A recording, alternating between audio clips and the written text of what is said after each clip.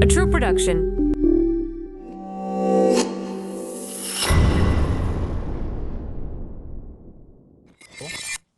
Many of us men were taught for a long time that connecting with our emotions, or sometimes having moments of fragility, or moments when money doesn't flow the way we would have liked, it meant being weak men, that our masculinity was totally tied to physical money, to being super strong and to never. That's taking a big toll on us today.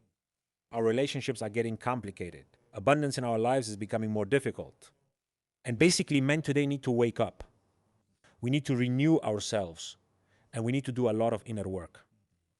And for that, today I invited a new friend with whom I've truly connected in an amazing way, who also talks a lot about these and many other topics. And besides, he has a beautiful, loving relationship that he builds every day with his wife. Just like me, I also see that every day he practices healthy masculinity. Javier Rodríguez. Javier Rodríguez, welcome. Conquista tu mundo. How are you? Likewise, welcome. It's truly a pleasure to have you here. I love that there are more and more role models for healthy masculinity because I feel like people are really confused about it these days. Maybe we were confused too.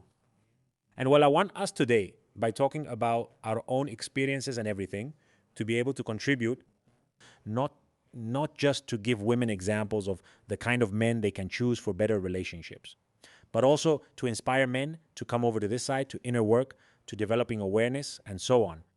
So the first thing I want to ask you is how you got into this world. Because today you educate thousands of people. Just like I do, we share a mission. You help people connect with abundance, but I'm sure it wasn't always like that, right? Not at all, brother. In fact, the way I entered this world of inner and outer coherence was through incoherence. At the beginning, my whole world was dark, so to speak. I come from a world of crime, drugs, and the streets. And personal development and inner work came into my life when I was 18, when I was in a deep depression. I tried to take my own life, and my two best friends were in jail. And literally, everything in my life was out of alignment. I hadn't finished my studies to my parents. I was the black sheep. I lived in a squat house without electricity or water, and I was completely lost. Personal development never crossed my mind, except as a last resort when I literally tried to take my own life. Obviously, it didn't work out because it wasn't God's plan. And three fundamental books came into my life: Unlimited Power by Tony Robbins, The Alchemist by Paulo Coelho, and How to Win Friends and Influence People by Dale Carnegie. That set me on the path of personal development. Personal development became like my hope in life. So I started in my first year, I read 200 books. I started asking for money everywhere, even spent 6 months asking for money on public transportation so I could educate myself to learn what emotional intelligence, coaching, NLP, and transformation were all about. And that's how I started. And I, for example, today I see on your social media that, well, you live in Dubai, you have a beautiful wife who also loves you and you love her, you drive an amazing truck. Your business is thriving, you help people, and your life seems very fulfilling. But you tell us that you come from an environment of crime, of ugly things, of darkness, of suicide. Tell us a little more in depth about what Javi went through. I don't know how many years ago that brought him to that limit. As always, when we talk about emotional intelligence, we can talk about two fundamental relationships, namely the relationship with dad and the relationship with mama. Whether they were present but unbalanced, or if they were absent and as a result that imbalance developed within you. So in my case, when I was a child, my father had problems with alcohol and with debts. And my mother, well, she simply took on the role of being at home, taking care of the children, and so on. Due to his excessive lifestyle, my father had a heart attack when I was around 10 or 11. My mother then became the provider at home. He started receiving a pension that wasn't very high, and she, who didn't even have a basic education, began working 12 hours a day, cleaning other people's houses. So, of course, with my father turning violent at home when he came back drunk, I grew up around violence, so to speak. And also, on the other hand, since I absorbed a lot of fear, I started to fill myself with anger. And that's what triggered in me that search for validation, that search for external approval, and that constant need for respect. You know, in reality, I was just a kid full of fear. I also, like many, had a somewhat odd experience of love with my parents, as I never saw them sleep together, kiss, or make love. So my perception of love was very, very cold, to put it one way. And that led me into that world that's always there, available for people who are lost. Of course. At 17, 18 years old, I had this breakdown where everything was literally destroyed. Back then, I had a partner who had an abortion and they were about to accuse me of being a rapist. When she was my partner, I had many problems and nearly ended up in juvenile detention and jail. And it was that suicide attempt, that deep depression, that triggered something inside me. And I got started in personal development. That deep depression, Javi. Did you recognize it as depression? Because I went through it too. But at least, I don't know, 15 years ago when I experienced it, people didn't talk about these things as much. I didn't realize it was depression. I just felt awful. I felt overwhelmed, like everything was going wrong and life sucked. And I looked for tools and everything because I knew I didn't want to feel that way. But really, did you know you were in a depression? I felt the depression. Obviously, some experts told me, you're depressed. Since I was a kid, they told me I was hyperactive. That's why even today I still talk like a machine gun, but now I'm well aligned. But they told me, well, you're hyperactive. You have a lot of energy. And later they diagnosed me and said, no, you're depressed. I really felt the hopelessness, the emptiness in my heart, the bottomless pit that I didn't know how to get out of. And that's why I made that decision that from my perspective, well, is cowardly. But well, it's a way to escape from suffering, right? And how did you try to end your life? I tried to jump from a third floor, but instead of jumping forward, call it God, causality, synchronicity. This happened at my parents' house while they were asleep, so they never found out. At night, instead of jumping forward, I jumped backward. I woke up later with a bump on my head. And something inside me said, well, something has to change. I don't know what, but well, something has to change. They say, Javi, that the first immediate thought a person has when they're about to commit suicide is, what am I doing? Did that thought cross your mind? The truth is, I was emotionally numb. I don't remember. I was completely numb and emotionally broken. On top of that, I was talking to my ex-partner, and at one point, everything just came together. My mind collapsed, my mind shut down. I acted on autopilot like I was trying to run away and escape the pain. And in the end, well, it didn't work out. What allowed you to see that crisis as an opportunity and not try to jump from that floor again? From that day, I sensed something had changed, but I didn't realize it. So let's say that maybe my mind opened up to a new opportunity to hold on to hope, and actually a friend from the neighborhood introduced me to a network marketing project. I didn't get results from that, but it did lead me to personal development. Thanks to personal development. That's how I got hooked on all this. When I first came across Tony Robbins, for example, in 2015 or 2016, when I attended my first event, UPW in London, it was the first time I traveled by plane because my parents didn't have the financial means to leave the country on vacation. And I got to that event, and there were 14,000 people there, and I saw how everyone was transformed with an NLP anchor and so on. So I said, well, I want to do that. I'm not sure it's for me, but I want to focus on public speaking, become a mentor, and excel in neuro-linguistic programming, psychotherapy, and related fields. That's how I began. It's beautiful how so many times we want to share what we most need to learn ourselves, right? You were projecting that 100 something you needed to get out. And also, like when you watch a good movie, I always say this since you learn from it. Yes, I can't keep it to myself. I have to share it. Totally. How were you able to pay for that trip and that course? Because I don't know if it happens to you, but for me, many students, their main excuse before becoming my students and daring to try is, I don't have money. It's too expensive and I don't know how. I wouldn't do it for free. Now we're having a different conversation. But how did you, despite being in all that chaos, decide, first of all, to do something for yourself? And second, how did you manage to pay to be able to be there? I begged for money in the subway and trains in Madrid, Spain for 6 months. I also asked my two older sisters, friends from the neighborhood, and people I shouldn't have for money. In fact, the event with Tony Robbins, including accommodation, simultaneous translation into Spanish and everything, cost about $5,000 or euros in this case. I managed to collect 15,000 euros in a year just by asking. I would take public transportation, show my personal brand, already wearing a cap to stand out, and say, I'm not here asking for money to spend on parties or drugs. I'm here to change the world. I'm a young entrepreneur. I'm looking to start something. I don't come from an entrepreneurial family. I don't know what wealth is, but I'm going to inspire thousands of people, just like my role models have done. So I'm going to pass my cap around to see who wants to support me in fulfilling the dream of a teenager who truly is going to transform the lives of thousands of people. Well, hopefully, someone who gave you a loan or some help is watching this episode, and I'm sure they'll see you on social media. Yes. Because they can see how much good we can do for someone when we have the kindness to lend a hand. You can help with money, advice, or in many ways, even by sharing something like this episode. When you went to Tony Robbins, did you already know you'd be asking for money? Yes, no, of course. I mean, I started a crowdfunding campaign and everything. I mean, man, I did everything for 6 months. Who talked about Tony Robbins? The book Unlimited Power. I read it while I was living in a squat without electricity or water, and someone who was in this network marketing recommended The Alchemist to me. How to Win Friends and Influence People and Unlimited Power.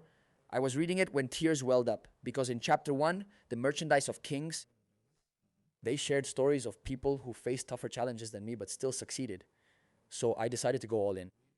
Can success exist without previous chaos and crisis? What do you think?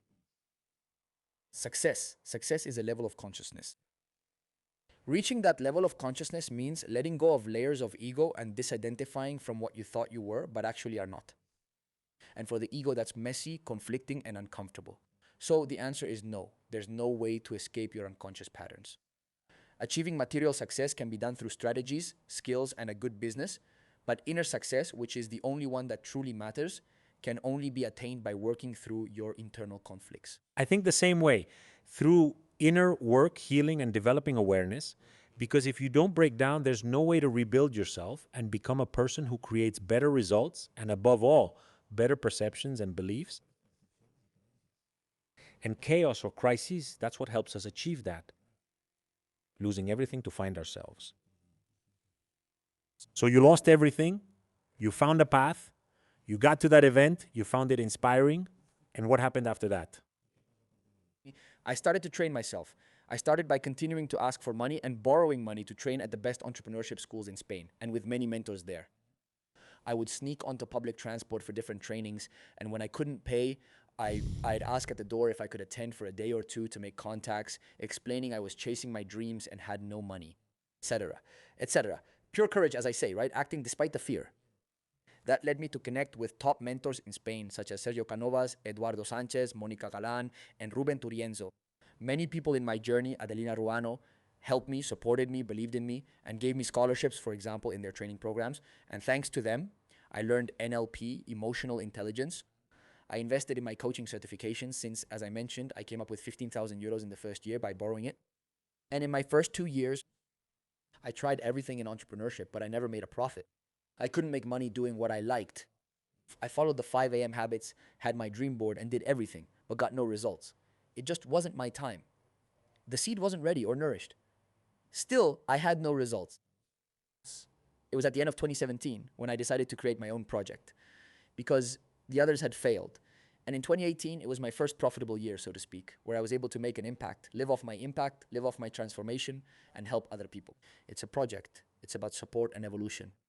However, that's when I realized, brother, that in 2019, I got the news that I was going to be a dad. They told me, Javier, you're going to be a dad. Are you sure you want your son to be just like you? Congratulations. And I said, not a chance. They were surprised. What do you mean? No way.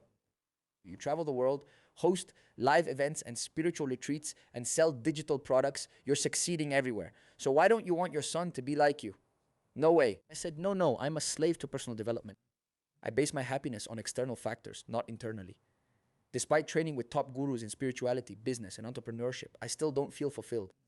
I keep focusing on hitting 500,000, then 1 million in revenue, or gaining more followers, always anticipating what's next instead of being present.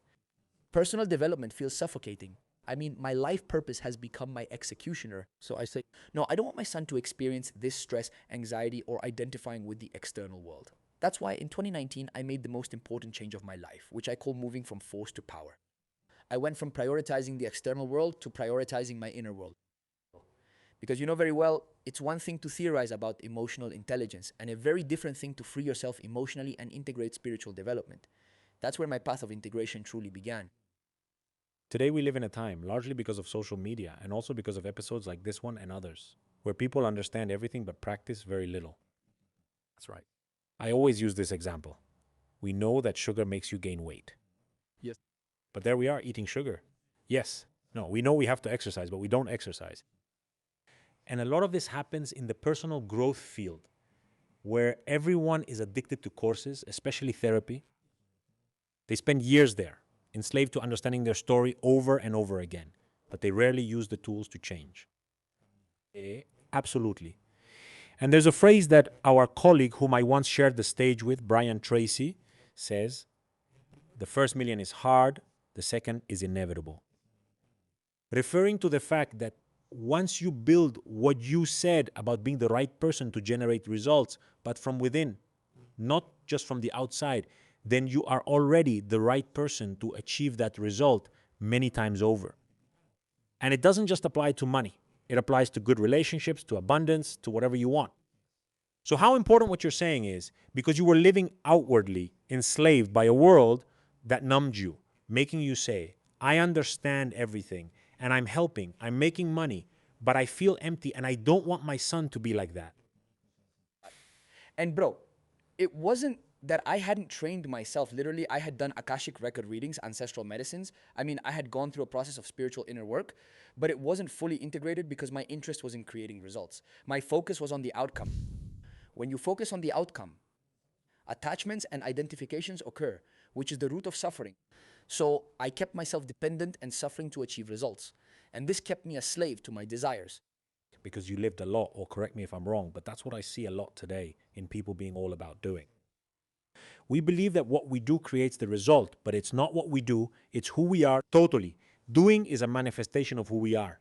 But people stop developing their being and focus only on having, doing, accumulating, buying, obtaining, and that's not where fulfillment is, or is it, Javier? I was choosing my egoic preferences instead of my higher principles. So, for example, at that moment in my life, for me, my life purpose back then was to impact thousands of lives, transform millions of lives, hold massive in-person events. But I never said, well, maybe my life purpose isn't that, but simply to be alive and prioritize my peace of mind. So the first thing I did, and this might seem a bit contradictory, but what I did was let go of my purpose. I said, I give up my purpose. Now my purpose is going to be my peace of mind. My purpose will first be to raise my level of consciousness and serve as energetic support for humanity. And from there, I'm going to do what needs to be done, not to achieve a result, but to reaffirm who I already am. I'm not going to be looking to become my best version. I gave up on becoming my best version in the future. I connected with my best version. Here's how I raise my son with Valentina. I don't tell him he'll become someone valuable and incredible someday. No. Love. You already possess all the power of the universe and God within you. Your task is to discover, remember, and share it with the world, which ensures your fulfillment. I enjoy our conversations and you inspire me. Remember, this isn't an interview, just a chat. People say Johnny doesn't let guests talk, so please be quiet. You know, what you say really inspires me because I resonate with that. All my life, I've thought that we are like a diamond. I mean, it's like God is there and we start getting covered with layers of carbon. And those are the wounds, the traumas, the distractions, the trivialities. I love how you said, I'm already my best version, not needing to build it. I just had to connect with that version, which is that diamond in this analogy, and remove all those layers of carbon to reach that shine again, which is ours. The God that is within us, because it's inside of us. People spend their lives searching, Yavi, chasing the carrot their whole lives. At what point do you make that change in perspective? Because I don't think it was something you just intuited. What was it? Let's say it was a commitment to a way of being and existing in the world. I mean, I think there are two things that are going to transform our reality. First, surrender to something greater, whether it's God, the universe, or life, consciousness, whatever you want to call it. So at that moment, I said, God, I give you my purpose. God, I give you my personal gain, and I give you my desires. From now on, everything will be in service of a greater good. And the second quality of transformation is that I identified and determined what my way of being and existing in the world was. I said my identity and way of being in the world will be that of a complete, excellent man, someone who gives not to validate himself, but because he knows who he is. My perception changed completely, and the work I'd done before wasn't useless. It was just latent. I had the potential, but hadn't embraced the identity to hold it. People often fill themselves with content before they're ready. You can't apply $1 million strategy to container meant for only 100,000. So at that point, I had all the potential in terms of information. I had lived through a lot of experiences. I had learned from the best, but my container just couldn't integrate it. When I changed my perception, raised my self-concept, and connected with a greater good, suddenly everything I had been accumulating as potential unfolded within me. That's when my businesses took off. Literally everything in my life went to the next level except for one area: Which one? relationships.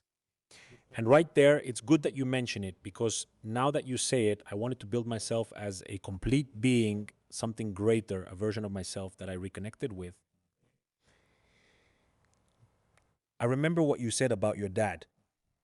With all due respect, I'm telling you this directly, but a dad who was obviously irresponsible, or at least according to the story, caught up in addictions and all that. And so you didn't have a clear example of masculinity, of a man, of someone who could teach you how to be the kind of man you wanted to be. Where does this new concept come from? From where? From where do you get meaning? Where do you get references for this masculinity or for this complete man you wanted to be? Because I know you connect, but I also know there are processes. How was that process to get there? And I imagine, from what you just said, that your relationships really reflected that back to you.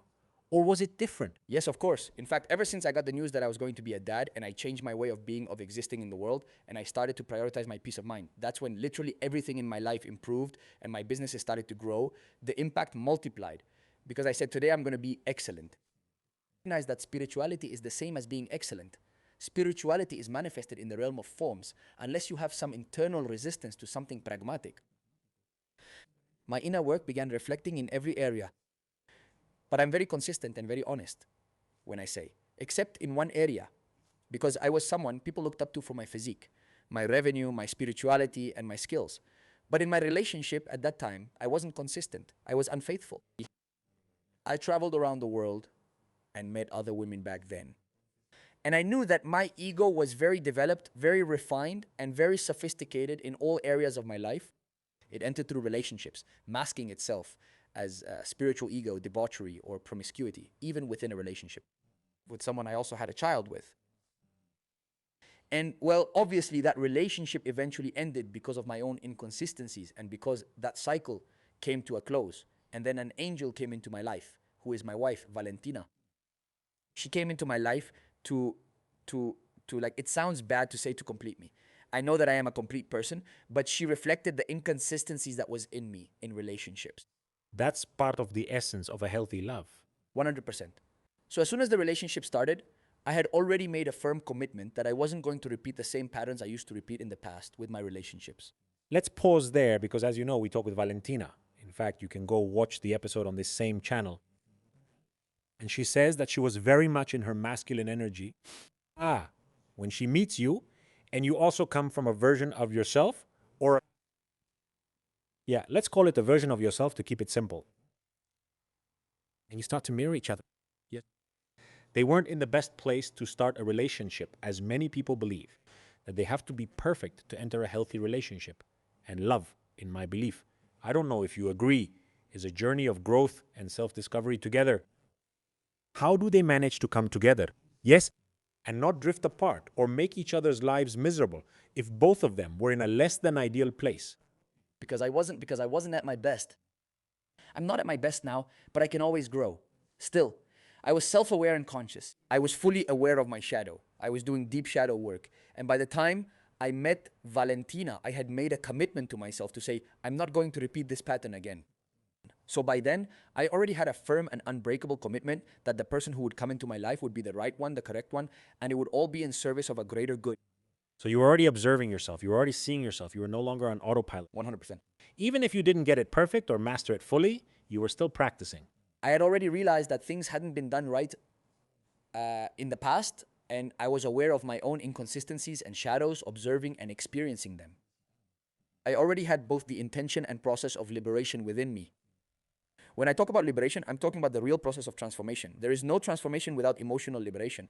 So I identified, well, this incoherent area, these conflicts, these fears, these resistances, where are they showing up? Pressure in the chest, not in the stomach, not in the throat, feeling of cold sweat. Okay, let's go through it completely. Let's exhaust the energy that's accumulated here, which belongs to a level of consciousness called desire, fear, pride, guilt, or suffering. It was transformed from there. Let's take a break. We'll continue. I'll leave you some water in case you need it. Thank you, Juan. Thank you. Okay? So when you say that an angel arrives, it's because they help mirror all of that back to you and accompany you through that process. Let's say that when I met my wife, Valen, the first thing, well, I already knew her before, but when we allowed ourselves to get to know each other more and connect more, my only intention in the relationship was to give. I didn't have any expectations. I did the Death with Destiny event with Tony Robbins, and in that event, I defined what my ideal woman would be like. And I said, well, step number one, become that man before asking the universe for any kind of woman. And as soon as I met her, I could see she was a well-kept, neat woman with all the respect and love in the world. But I was definitely interested in the past of the woman who was going to be my wife. Just as she might care about my goals and future, I was interested in how she had taken care of herself and who she had been in the past. So as soon as I met her and saw her, I said she takes care of herself. She's someone who's aware. She's committed to her spiritual development. So that same day, we connected. At that time, I was already a businessman conducting trainings worldwide, and I had a team of experts in kinesiology testing in my company.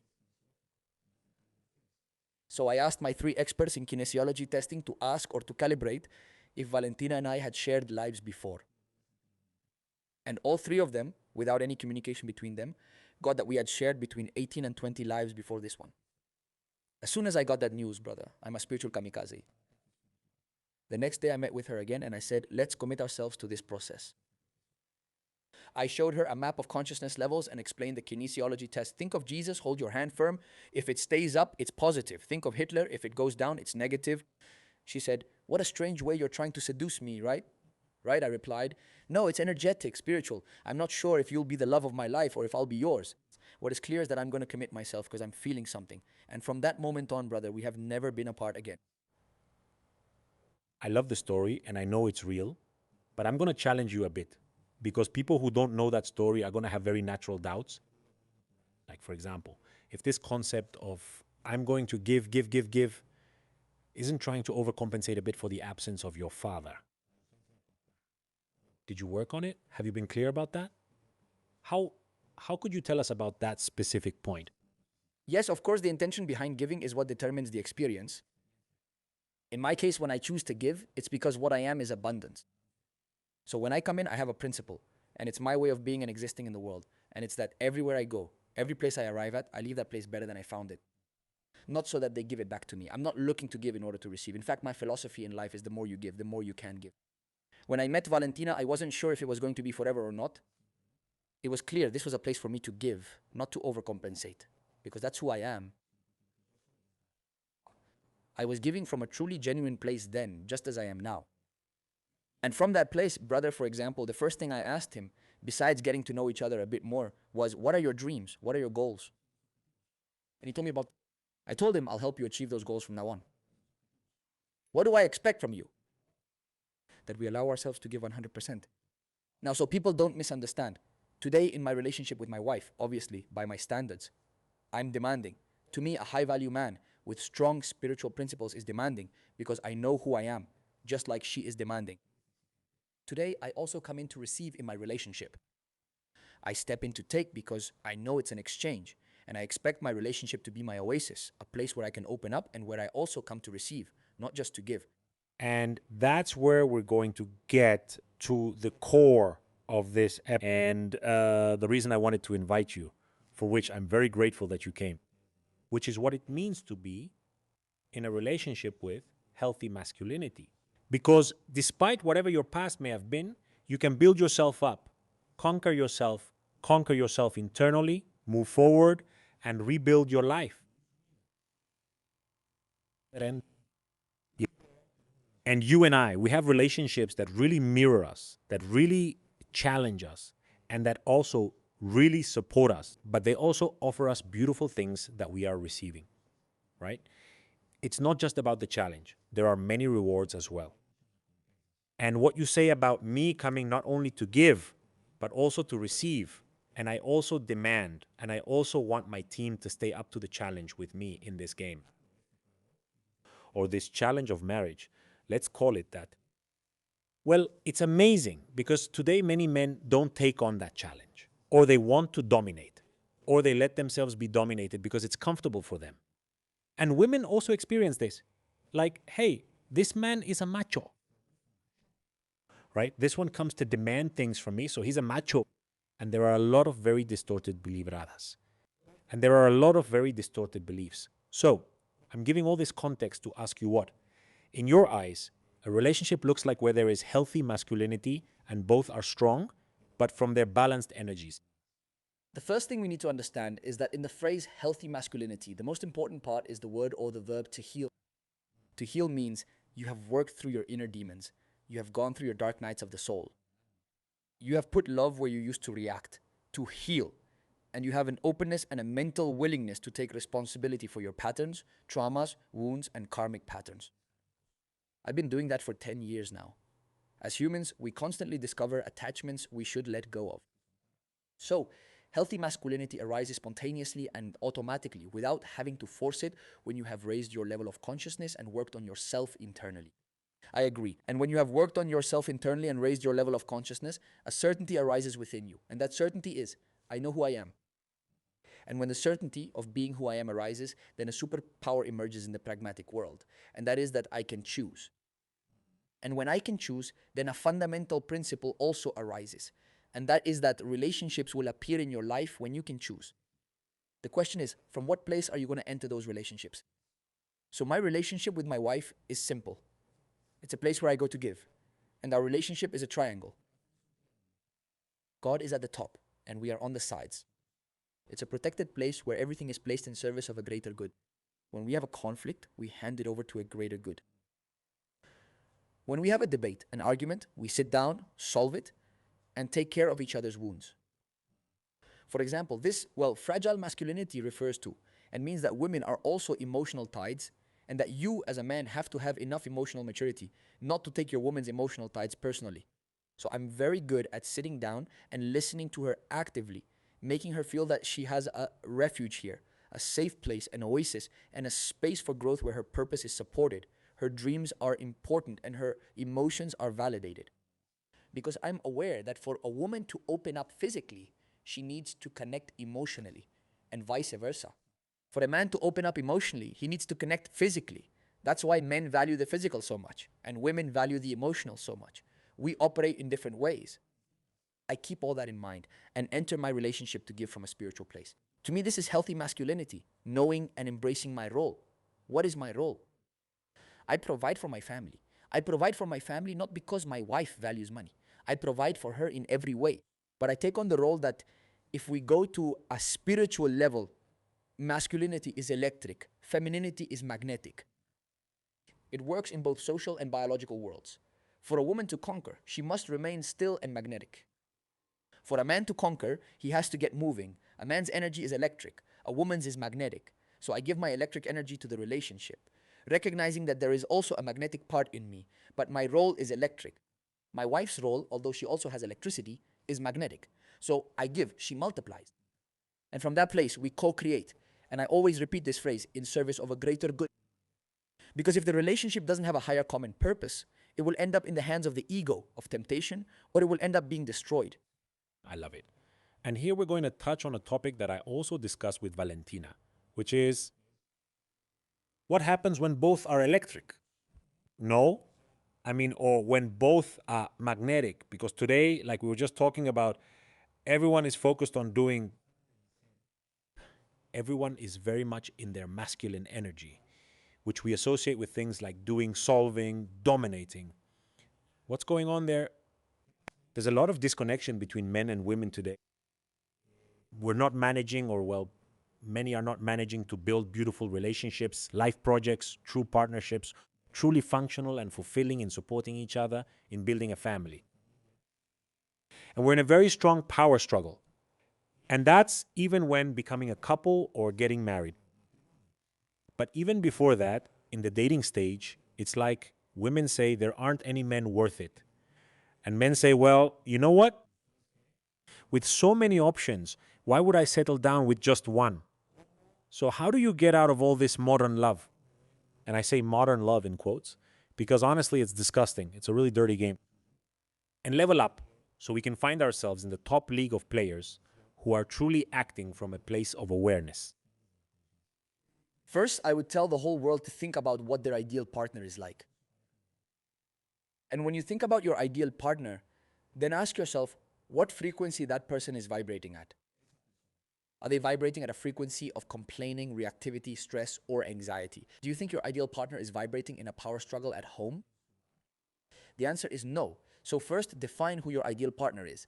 Second, ask yourself at what frequency and level of consciousness and what qualities that ideal partner has. Third, become that person yourself. A lot of people say, no, it's just that we're in a system where empowered women leave men aside or criticize them because they believe they can do everything on their own. And so we also have a wave of men who are not very feminine and who at the same time have money, but they're afraid of commitment because they believe women only come around out of self-interest. Stop. You're projecting that. That's the game you're playing. That's the board you're playing on at that level of consciousness. In our world and context, people work on themselves internally. People know how to play their roles, and women have no conflict between being financially independent and serving at home. The first thing I told my wife when I met her and when I decided, and she did too, that we were going to get to know each other completely was, I think it's great that you're a businesswoman. I think it's great that you're an entrepreneur. I think it's great that you're a trainer. From now on, your dreams are my dreams. But first and foremost in this relationship, you're going to be a woman. First, above all else. If you're not willing to accept that, it's simple. We're not the right match. It's okay, there's no problem. If you're willing to accept that, I'm willing to become a man capable of supporting that. The conversation began with an agreement on standards. Those in relationships, as my wife says, need to reintroduce themselves. The person who chooses to be conscious is responsible for reintroducing themselves and making changes in their relationship. If you have chosen to raise your level of consciousness, have chosen to be aware, have chosen to expand your self-concept and improve internally, be the one who forgives, stays calm, and becomes an oasis for your partner. For a woman, care for him and serve him without abandoning your own dreams and goals. Or in the case of a man who begins to value, acknowledge, and actively listen to her while validating her emotions. I love it. And I'm going to mention a very common phrase, especially among women. At certain ages, and more often as they get older, they say, I'm not getting married yet because I still have a lot of things to do. I still want to achieve many things. As if getting married or having a partner would clip your wings, because they have this idea in their minds that if they get into a marriage, they're submitting. I end up just washing dishes and I can't soar as high with my partner. And it's not like that. I mean, a team and someone who truly has healthy masculinity, or a woman who is truly going to flourish as a woman, not as a man, they're going to learn to soar. As a team, they'll soar, and each will fulfill certain things. Because as I was also talking with her, I think God gave us different abilities or different virtues or whatever you want to call them to work as a team and complement each other. 100%. So, what would you say to those women who say, no, Johnny, no, Javi, I don't want to get married yet because, or I don't want to have a partner because as a single woman, I want to achieve many things. I don't want to be limited. I would tell you, you're absolutely right. Your beliefs confirmed through the partners you bring into your life. Focus on making money and doing what you want, but eventually you'll see this path won't bring true fulfillment or satisfaction. If this podcast resonates with you and you decide to take responsibility and grow emotionally, first ask yourself what you want to reaffirm through a romantic relationship. If you believe a romantic relationship means submitting and giving up your dreams and goals to devote yourself fully to the man, and that devotion equals sacrifice, then you're absolutely right. What you believe about yourself shapes your romantic relationship. But in my world, the more my partner serves me, the more his income grows. When my wife prioritized being a woman over a businesswoman, she earned more than ever. I guided her in building her digital business, certified and taught her as a digital expert, which led to even greater success. And what about me, even though I was already an expert in digital matters, in training, and in NLP, and all of this, Her becoming my oasis, serving me, caring for me, respecting me, recognizing me, made all my businesses explode like never before. In my world, romantic relationships are a place where we come to see ourselves reflected, and when you accept that, the only possible outcome is inevitable success. You choose which version of yourself you are going to project and what you are going to reaffirm through relationships. I love it.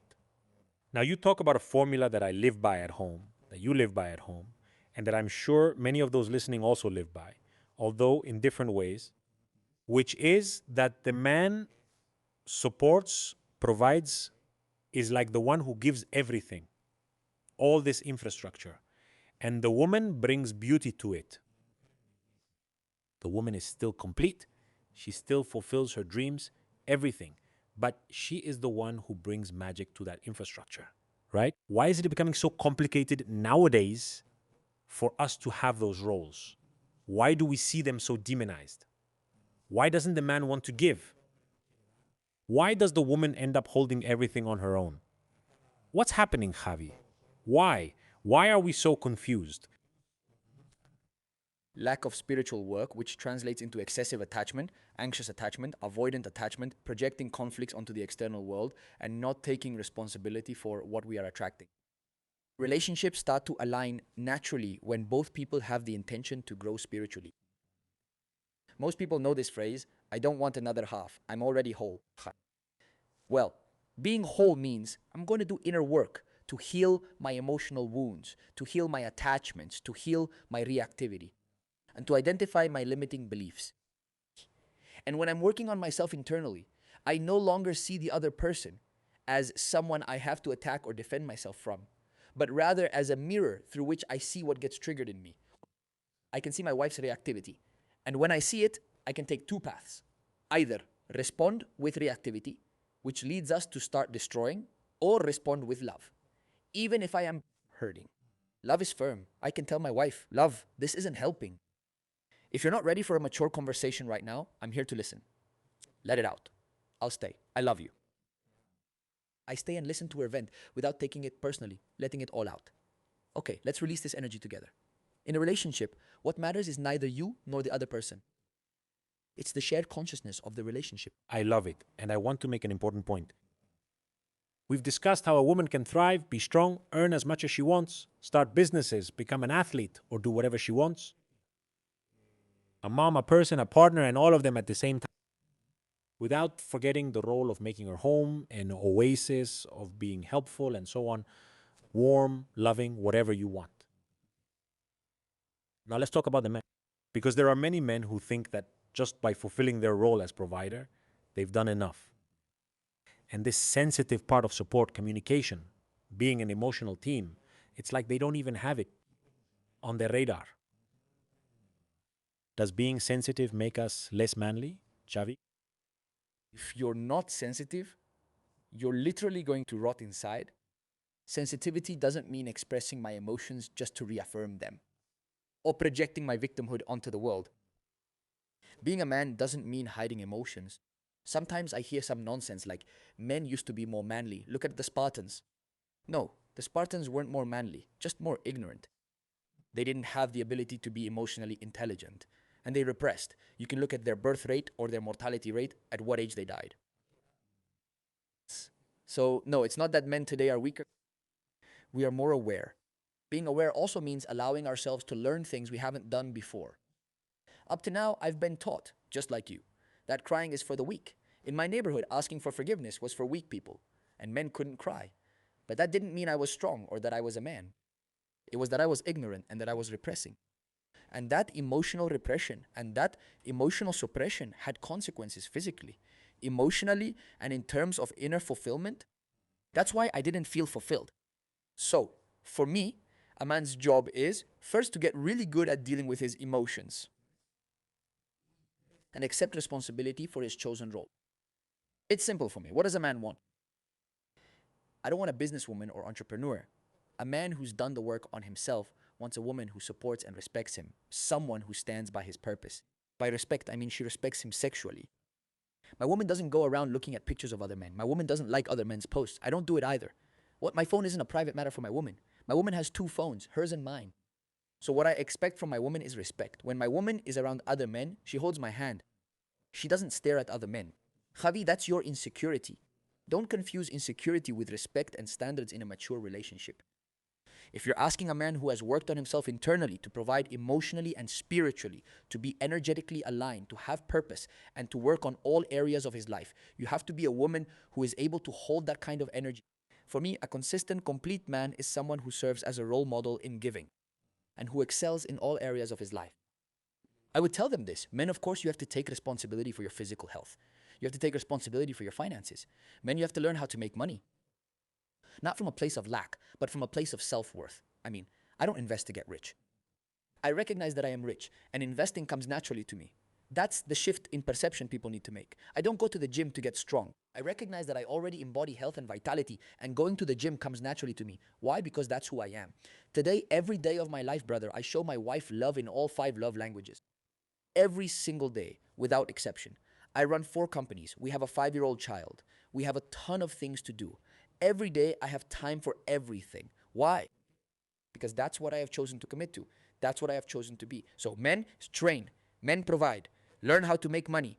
Men, first, work on yourself spiritually. Men, learn to listen actively and learn to process your emotions so you don't have to keep repressing them. Anger. Since men have struggled to communicate their emotions, the only way they could express themselves when they needed release was through anger. That's why we've expressed anger so well. I love it. To avoid showing anger, you need to know how to express yourself with love. And the language of love has 5 ingredients because you say that very well. And I tell my wife the same thing. I don't agree with the idea that someone has just one love language. Yes, they can have it, but only because they haven't worked on the others. Of course, there can be a preference. Exactly. And one may resonate with you more or whatever, but the language of love has those 5 ingredients, which we call the 5 languages. Don't limit me. I want them all and to give them to you. And in order to express that love and not anger, of course, you first have to know yourself, but you also have to practice those love languages. Because men often think that just with money or gifts, they've already done their part. And there's so much more. I mean, there are words, quality time, acts of service, and so on. So, how can we convey to them today that being sensitive, number 1, and being loving, number 2, doesn't make you any less of a man? You don't have to be a Viking or a Spartan, like you mentioned, to be a man. On the contrary, a man in his fullness, a complete man, has all his facets. And one of the most important is being sensitive or not. Absolutely. People mistake sensitivity for weakness, and that's the problem. Being sensitive means allowing yourself to feel emotions, which is actually a brave act, not a cowardly one. I give myself permission. It's not about being sensitive by telling everyone I feel bad. People often mistake sensitivity for projecting their wounds onto others, so they'll agree with them. When men gossip negatively about their partners with other men, or women do the same with other women, they're not being sensitive at all. They're reinforcing a victim mindset in an already victimized context, which will harm your relationship. Being sensitive means having the courage to say, okay, what am I feeling? Fear. Okay, I'm afraid. Why? Because I want to control, because I want the external world to behave differently, for my wife to behave differently, and things aren't going the way I want. Okay, what do you have? Fear. Where do you feel the fear? No, brother. I feel a deep emptiness here in my chest. Okay, close your eyes, breathe, stay with that emptiness. Don't try to run away from it. We become very good at repressing, but we're also very good at running away from emotions. Don't run away. Emotions weren't meant to be managed, they were meant to be felt. Feel the fear, feel the sadness, feel the anger, feel the pride, feel the guilt, and go through it. What does it mean to go through it? Focus on it. Don't try to run away. Stay there for 10 or 15 minutes feeling it. Let the energy bring you the lesson and the revelation it came to give you. And it's very interesting. When a person doesn't run away from by experiencing them, the energy of the conflict dissipates. Because the lower levels of consciousness, like fear, pride, guilt, shame, suffering, apathy, or they multiply the more we rise above them. What you resist persists. But the more we allow ourselves to go through them, to accept them, and to acknowledge them, just as we integrate our shadow as a part that should be observed and not judged or criticized, everything transforms. So I no longer need to respond with the same reactivity to my wife, nor do I need to be controlling. And from my internal self-worth, from my self-love, I can choose to set standards because, of course, I want my wife to love me the way I like to be loved, just as I choose to love her the way she likes to be loved. If that means, brother, that I have to listen to her every day for an hour from 11 to 12 at night, then just like I have my business schedule, I have my wife's schedule. She likes to be listened to from 11 to 12 at night because that's the way she feels loved. I love it. And to be fulfilled and have an abundant garden, you have to water all the plants, not just the one for work and then be a failure at home or with your partner and so on. Javi, to wrap up, this question is going to be an invitation for all the men and also women who are listening to us. Would you agree that inner work, the development of consciousness, is the key to unlocking everything we want to manifest in this life? Everything in life responds to our level of consciousness. Everything in life responds to our inner work. Absolutely everything. And of course, relationships are no exception. So it's the fundamental key. And from that place, brother, I invite people to become role models in giving. After working on yourself internally, giving doesn't come from scarcity. The more you give, the more you can give. Life ensures reciprocity. There are a lot of people who will make the usual argument, no, but in my previous relationship, I gave everything and they spat in my face. You become what you give. If you gave everything and weren't valued or acknowledged, the other person may repeat patterns, but you become what you gave. If you gave love, you affirmed love. What you give, you also give to yourself. So men and women, learn to become examples in giving and balancing those masculine and feminine energies. A man wants to be respected, cared for, and uplifted. I love it. Also, as we said from the beginning of this episode, and with this we're going to close, if you work on yourself, develop awareness, reconnect with that diamond, with that part that is God inside you. And God is love. And God has given us so much that if we replicate that, this world would be much better. So Javi, what a beautiful conversation. I hope we have another conversation like this where we go even deeper, because I think we men need to keep going down this path. I really appreciate your time, your wisdom, and your humility. And before you go, I want to invite people to share this episode, to subscribe to the channel, and most importantly, to tell us what they took away from it. If there are women listening, share this with your partner. It will really help them. Javi, once again, thank you very much. And the more men with healthy masculinity there are, and women who also keep working on themselves, the better relationships we'll have, and the more love there will be in the world, right? Thank you. That's right. Amen. Thank you very much. Javi, let's give you a round of applause. Thank you. See you in the next episode. Goodbye.